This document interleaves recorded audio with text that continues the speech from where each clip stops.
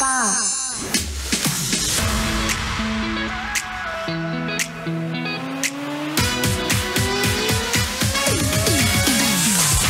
At ikaw rin na swerte ngayon. Ikaw na pinalad na talaga nga naman magka-jowa. Hanggang ngayon, parang nagtataka ka kung saan patungo yung relasyon nyo. Di ba? Na para bang nagdadalawang isip ka pa, ang tagal-tagal nyo na, ay para bang hindi ka pa sure kung papakasalan mo yan. Di ba? Ay nako, tama naman actually. Tama naman na dapat mong pag-isipan, hindi lang isa, kundi dalawa, kundi tatlo. Kasi bago ka magpasakal, ay dapat ikaw ay sigurado sa taong yan. Uy, pero mahal, good problem yan at some point ha. Buti nga ikaw may jowa kami. Nga. Huy! Mahal. Andito na ako. Andito na si Kim Chino. Annyeonghaseyo, Kim Chino na.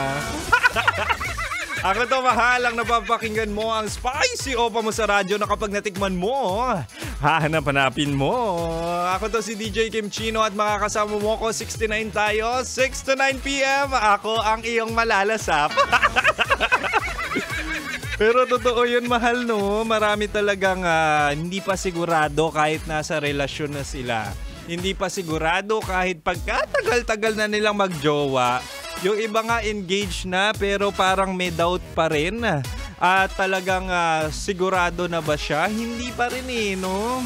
O sige, titignan natin kung matutulungan kita. Tignan natin kung endgame mo na ba talaga yung kajowa mo. Okay? Kasi tonight sa ating Chinitox, usapang pag-ibig mula sa chinito ng buhay mo, ibibigay ko ang 3 signs na siya na ang iyong endgame. Ay, sana all tumatagal at sana all endgame na talaga. Tingnan natin. Ito una. Endgame mo na siya kapag pareho kayong at peace, hindi lang masaya. Ito yung sinasabi natin na hindi kailangan sobrang kilig o drama araw-araw. Mas okay na yung tahimik, kalmado pero buo kasi pareho kayong secured sa isa't isa, 'di ba? Uy, luxury sa isang relasyon ang merong peace of mind. Kaya kung relasyon nyo ay pagkatagal-tagal na, walang anxiety, di ba? Walang pinagseselosan, walang conflict. Or kung may conflict man, minimal lang, di ba? Ang sarap ng ganong relasyon. At kung existent yan sa relasyon nyo ay talaga nga ng mga pwede nang sabihin na endgame kayo, 'di ba? Meron akong kasama dito sa booth na para bang nakikita ko tong basahan kasi parang may ganitong kulay ang nanay ko ng basahan. Pero going back mga mahal, 'di ba? Ang sarap sa relasyon na meron kang peace of mind. Kasi yung iba diyan, pagkatagal-tagal na sa relasyon, ang dami na nilang napuntahang bansa. Pero deep inside, sila ay naglolokohan. Diba? May mga ganyan yung ayaw bitawan yung relasyon kasi ang tagal na nila. Ayaw bitawan yung relasyon kasi sayang daw ang pinagsamahan at investment. Pero hindi natin alam, may ibang tinitikman. Diba? Yun yung mga hindi pa endgame. Pero kapag pasok ka sa sinabi kong unang sign ay talaga nga namang sana all. At huwag ka mag-alala, mahal.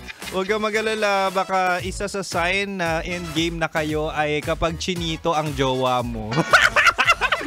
At kung hindi ka pa sure kung yan ang jowa mo, medyo malaki-laki yung mata, ay baka ako na ang para sa'yo. Anyway, mahal, meron pa akong 2 signs dito na endgame na kayo ng jowa mo o kalandian mo. Sige, ako bahala. Tingnan natin, i-clarify natin kasi hanggang 9 p.m. pa si Kim Chino. 9 p.m. mo pa ako matitikman. Huy! Kaya mahal, manatili nakatutok dito lang sa 90.7 Love Radio. Kailangan pa bang i-memorize yan? Basic.